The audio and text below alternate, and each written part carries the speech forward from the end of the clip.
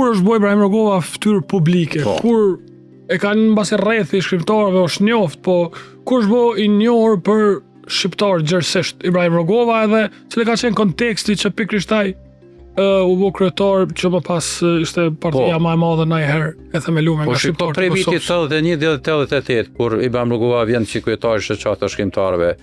Kjo periudhë nihet si periudhë e heshtjes përullse, do të thotë të imponuar për shkak të zhvillimeve të njohura të vitit 1981, të mos harrojmë që kosovarët u akuzuan nga pushteti atëhershëm Jugoslav si kundër revolucionar, domethënë që kinë që ne kemi bërë kundër revolucionit të ish Jugosllavisë dhe një Kosovë e vogël, një popull i vogël shqiptar i Kosovës e përmbyti si një Jugosllavi të madhe. Që shit paradoksin. Po them për 7 vjet ne kemi qenë vazhdimisht në presion, vazhdimisht të shtypur, vazhdimisht të fyer dhe të përbuzur. Tash del një shoqatë e shkrimtarëve, vjen doktor Ibrahim Rugova në krye të saj, një figurë pak a shumë anonime për opinionin publik, në çarqet intelektuale si ata ti ka qenë një, po jo në opinionin publik dhe bëhet kryetar i shoqatës së shkrimtarëve. Çuditërisht ndodh një takim midis shkrimtarëve shqiptar dhe serb në Novi Sad në pranverën e vitit 1988, pak kohë pasi që Rugova u bë kryetar i shoqatës së shkrimtarëve. Shkrimtarët tonë shkojnë me guxim, me dinjitet, me gatishmëri të përballen me shkrimtarët serb. Takimi është i çfarë natyre? Natyrës njohjes njëri tjetrit, edhe trajtimit të problemeve kryesore në komunikimin midis shqiptarëve dhe serbëve, sepse llogaritet që na nuk i njohim ata nuk na njohin neve, dhe ky është karakteri i këtij takimit. Po shkrimtarët tonë shkuan me guxim dhe ja u than troç shkrimtarëve serb se për çka bëhet fjalë në Kosovë dhe gjë normalisht me një terminologji tjetër, me një fjalor tjetër, mos mashtrohemi ne të vrapojmë tash të themi që jo,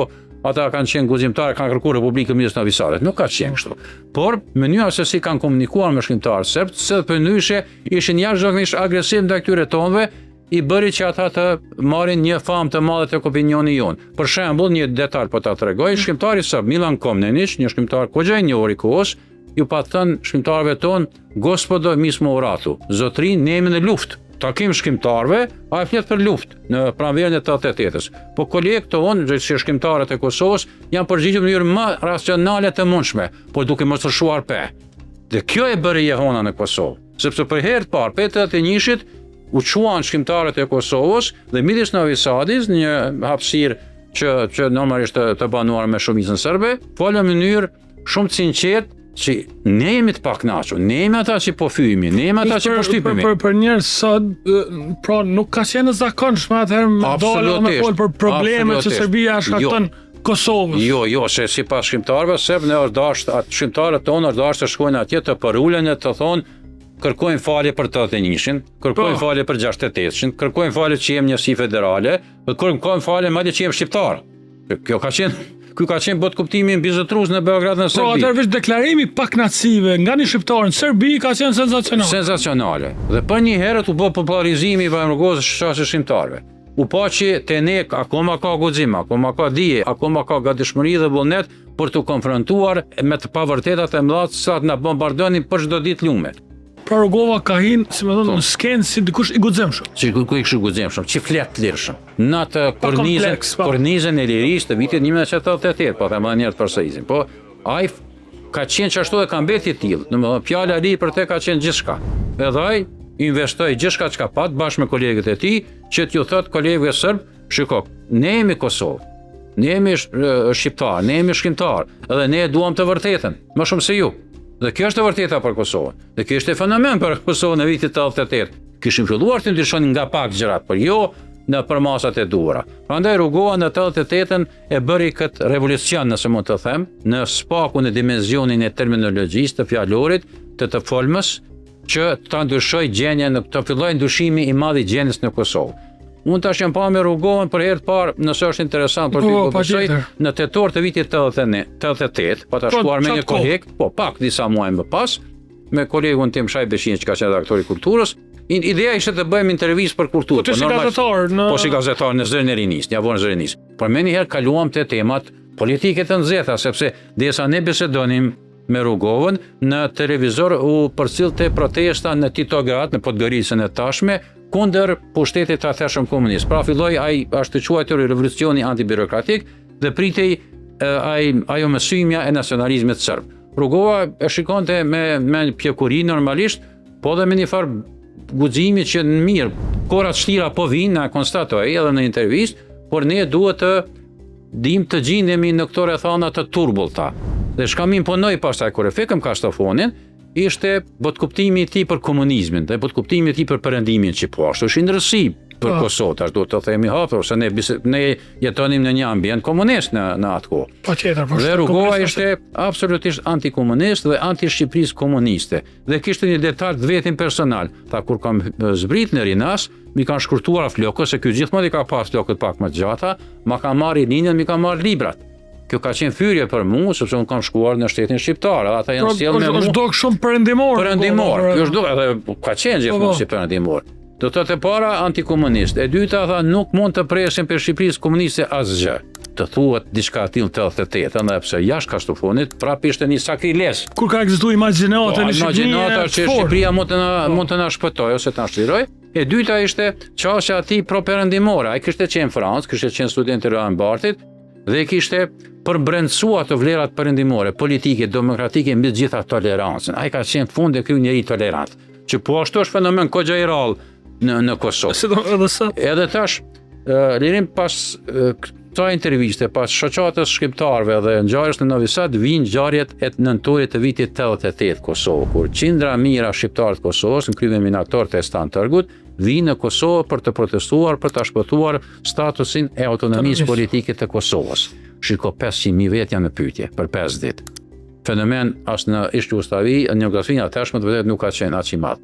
Pra, populli mobilizohet, populli organizohet, dhe populli thot ne duam udhëheqësi 3, nuk i besojmë më udhëheqësisë komunistëve shqiptar. Do të thot, Rugova ishte një anë kryetar shoqatë shqiptarëve, në anën tjetër populli del dhe e mbron atë autonomi, pastaj vjen edhe greva e urist, kujtohet në shkurtin e vitit 89, dhe pra krijohet një farë brumi shumë pozitiv, shumë i mirë, që nëse paraqitet një leadership i ri, ta ketë popullin mbrapa vetes, sepse gjithmonë duhet të ekzistojë simbioza midis udhëheqësisë dhe popullit. Këtu për herë të parë fillon të bëhet diçka e tillë, sepse në Kosovë gjithmonë kemi pas rezistencë, por popull politik nuk kemi pas deri vitin 88. Populli ka pa kush çka po bën, po pak natësi, ndoshta është atashuar nëse më të themi në ngjarje si 81 apo 68, po jo si për masa që gjysmë milioni njerëz të vinë në Prishtinë. Prandaj krijohet ambienti, autonomia e Kosovës siç dim shembet në mënyrë të dhunshme në marsin e 89 dhe gjithë viti 89 kalon në pritje të zhvillimeve të ndryshme. Tash, një epizod tjetër që është shumë interesant është Gazimestani, 28 qershori vitit 89, kur diku 1.000 janë serb të bohen në Gazimestan për ta festuar 600 vjetorin e luftës së Kosovës, betejës së Kosovës, e cila është interpretuar gabimisht në edhim këte, po nuk është teme bisedës tonë. Ibrahim Rugovën e gjen ky manifestim në zyën e shoqatës shqiptarëve. Me te është Renata Flotau, korespondente e Shpiglit nga Beogradi. Dhe tha bëjnë intervistë, që çfarë ambienti, 1.000 janë 2 kilometra më lart, Ibrahim Rugova veti dyti në zyën e tij duke pirë cigare, duke pirë kafe, duke folur për guximin e shqiptarëve dhe për domosdoshmërinë që të bëhet diçka me këtë popull me fatin e tij. Është po ashtu një fenomen i rrallë. Pra, gjithë ky viti 89 është viti i cili parapërgatit një ndryshim të madh në shoqërinë dhe në politikën kosovare. Ndryshimi i madh ndodh me 9 nëntor 1989 kur rrëzohet muri i Berlinit. Shikon, në Berlin në vitin 1978 është marrë kongresi i Berlinit që ka qenë famkes për ne, për fatin tonë. Berlinin e 89-s ndodhi diçka që përkundrazi e ndryshon fatin tonë në mënyrë rrënjësore. Pa mos ishte shembur komunizmi, mos ishte shembur rendi i paqes së ftohtë, luftës së ftohtë, dhe mos ishte shembur i Jugoslavia, nuk kish mujt çështja e Kosovës të delë në sipërfaqe. Edhe një politikan larg pamës, edhe një elit intelektuale më shumë të them, në atë kohë nuk kishte mundur ta marrë situatën në dorë, sepse ne ishim njerëz që takoheshim kafeve, restoraneve, ne s'kishim as kuvend, as qeveri, as një vend. Jeta politike jeta bënë në restorane, në për elitë. Aty janë bajt takimet, dhe ne aty kemi trajtuar temat e ndryshme. Çka është kapitale për Rugovën dhe për gjithë ne është rreshtimi i duhur. Shqiptarët e Kosovës kanë provuar gjithmonë të rreshton ka perëndimi, po zakonisht ka dalë gabimisht.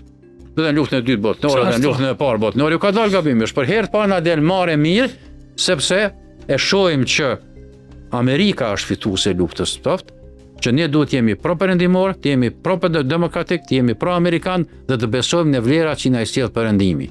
Ishte një rreshtim i mrekullueshëm. Derisa ne u rreshtuam si duhet, Serbia u rreshtua keq gabimisht.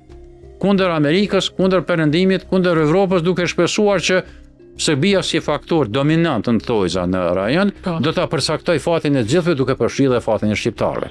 Kështu që në këtë ambient që përshkruajta, atëherë del alternativa kosovare. Ashtu e kemi quajtur fillimisht, është formuar Liga Demokratike e Kosovës në dhjetorin e 89-s.